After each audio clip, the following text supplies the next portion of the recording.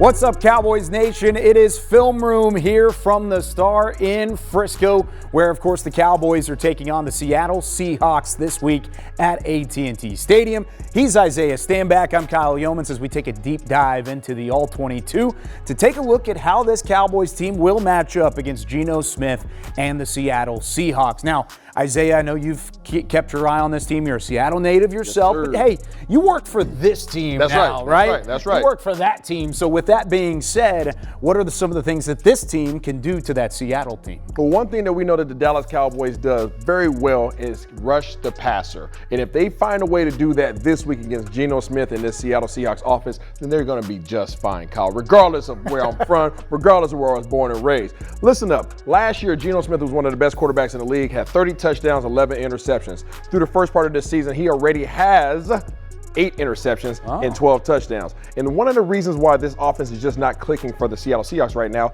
is because of the offensive line. They are not doing a great job of giving protection. And when they're going ahead and giving and that pocket's starting to collapse, Gino Smith is getting happy feet. Yes, if those have seen the little penguin movie, Happy Feet, that's exactly what he's doing. He's not setting his feet. When a quarterback has happy feet, you cannot set your feet properly. You don't have proper mechanics. You can't deliver an accurate ball. I'm going to show you 3 straight examples of just that with Gino Smith and why he's only 60% completion rate and how he cannot get the ball to Tyler Lockett, DK Metcalf, and Jackson Smith and Jigba. We are all amazing receivers, but it doesn't matter if you don't have protection. So let's go ahead and play this thing through, okay? You guys see they're playing against Cincinnati Bengals. Before this, I want you guys to pay attention to DK Metcalf up top. He's going to be trying to run an in route. There's going to be a lot of indecisiveness here as things play out, but right up front, they're running a stunt. Boom, pause it right there. The outside man comes inside. The inside man goes outside. They actually do a relatively good job of protecting this initially. Played a little bit more. Okay, as this pocket starts to restrict, I want you guys to pay attention now. Okay, this pocket is now restricted. Here comes him right here. Okay, he's sitting in here. He has a defensive end on both sides,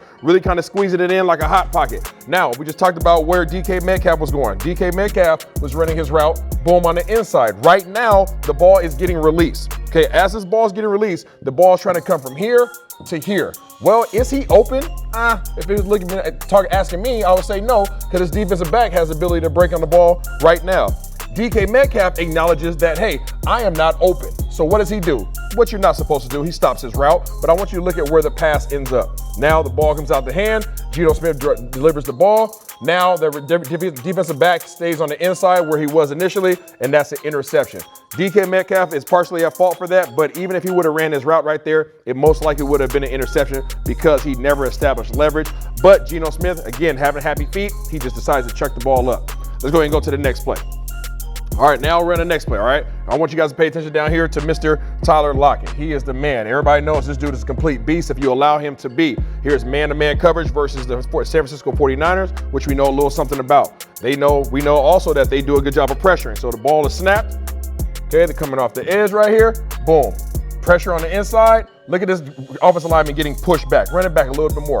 Look at where the initial line of scrimmage is. Boom. Okay, the center is right here at the line of scrimmage. Now let's watch him get pushed back. Push back, push back. Now he's all the way in the lap of Gino. Pause it. Boom, right there.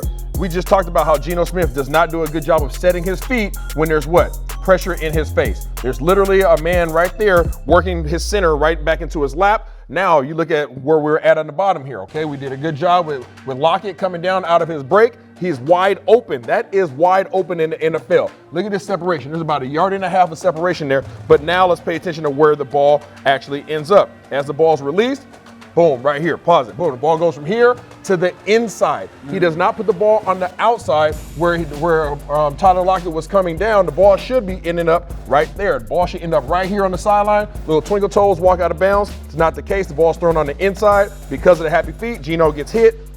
Another interception right there for Seattle. You can even see on that play, it's really easy to stick out because there's neon jerseys and they're just all crowded in the backfield like that. Evan Brown, the center, undrafted free agent. He spent some time with Detroit. He was on the interior of that offensive line. He hasn't had a great year in Seattle. Then they've got a first-round pick at left tackle, Charles Cross, who was a high first-round pick, and he hasn't necessarily turned out the way that they've wanted to. He's probably the most steady player up front for Seattle, but it's not perfect overall. It's not just interior pressure, it's outside. It's outside as well. And you talk about the pressure that these guys are giving up. they're giving up pressure on over 40% of the dropbacks that Gino Smith has having this year. That's a lot. That's a ton. When you look at it on the flip side, the Dallas Cowboys are up at the top of the league in terms of pressure. So, as I mentioned before, as long as they can keep that up, it's going to be a problem. Let's go to this last play real quick, okay? Now, again, there's a lot of things that are going on with this offense that I can't really speak to, but there's a lot of confusion, okay? We're going to have guys coming across the formation. We're going to have guys trying to come into that same exact zone. And this is the one thing that Dallas can do a good job of if given the opportunity. We have right here, you have Tyler Lockett right here in the slot. If you can get hands on these guys and don't allow for them to have free releases, a lot of their route concepts are ending up in the same place. If you have a lot of route concepts end up in the same place and you have pressure off the edge and you have a Gino Smith that's throwing the ball inaccurately, good things happen to you. Pause it right there. You see the pressure coming from the outside, okay? These guys are working up in the inside trying to get some pressure as well. Gino Smith feels that. Now, most quarterbacks should do what? They should move, step up in the pocket, right? Find a little pocket and then have a lot bit more confidence to be able to deliver the ball. He doesn't move his feet. What he tries to do is throw the ball to where two guys are coming to the same area, and this just does not turn out well. Okay? Tries to drive the ball, happy feet again, run it back if you can. I want you guys to see something really quickly with his footwork. Watch how he doesn't drive, okay? Play it through. Watch his feet. Drive, boom, boom, and he literally hops. He never sets his feet. He never drives through the ball. As a quarterback, you're supposed to push off that back leg. He doesn't do it. So what's the result? You have Metcalf, you have Lockett coming in the same space, and you almost have an interception. That is not what you want to see. If anything, he should have waited until this man cleared. It was on the backside, or DK Metcalf was able to get to the next hole, but he does not have the pocket presence right now. He is feeling that pressure from his offensive line. These guys are giving. Defensive ends are getting up the field, collapsing that pocket, and he is not doing a good job with his footwork, which we hear Coach McCarthy speak about a lot. You guys see a perfect example of why that's important for a quarterback right here. Now, you played the quarterback position at a high level, and whenever a quarterback has a lack of confidence in their offensive line, how much does that affect their game specifically? Because Gino Smith was a Pro Bowler last year. Yes, he was. He had a phenomenal year last year.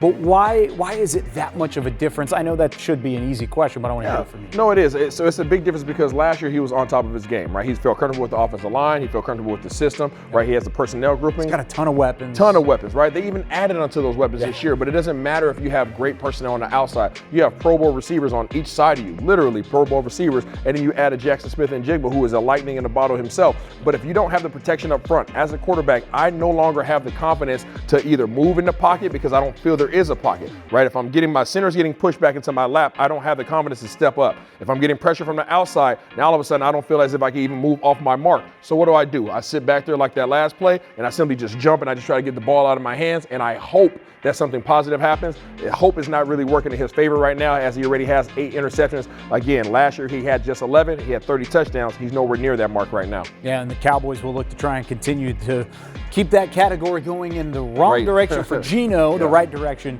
for the Cowboys. Thursday night football this week on Amazon Prime Video. This should be a fun one. It's the Cowboys and the Seahawks from AT&T Stadium. For Isaiah Stanback, I'm Kyle Yeomans. That does it for us today on Film Room.